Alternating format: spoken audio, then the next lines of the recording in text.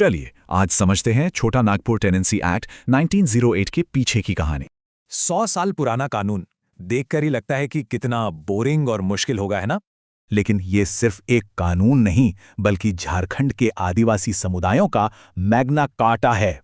ये एक्ट जमीन के हक के लिए लड़ी गई एक बहुत बड़ी और जबरदस्त लड़ाई की कहानी है।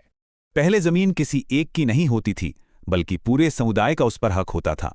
जमीन के साथ उनका रिश्ता माँ जैसा था, खरीदने बेचने वाली चीज जैसा नहीं। और फिर आए अंग्रेज, जिनका मकसद था सिर्फ और सिर्फ जमीन से टैक्स वसूलना।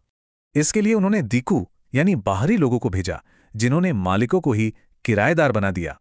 और 1793 के परमानेंट सेटलमेंट ने तो इस शोषण पर कानूनी मोहर ही लगा दी। इस नाइंसाफी के खिलाफ करीब 100 साल तक संघर्ष चला, जो एक महाविद्रोह में बदल गया। और इस विद्रोह की आग थे बिरसा मुंडा और उनका नारा अबुआ राज यानी हमारा राज। तो इस एक्ट को बनाने में दो लोगों का हाथ था, बिरसा मुंडा और फादर जॉन हॉफमैन।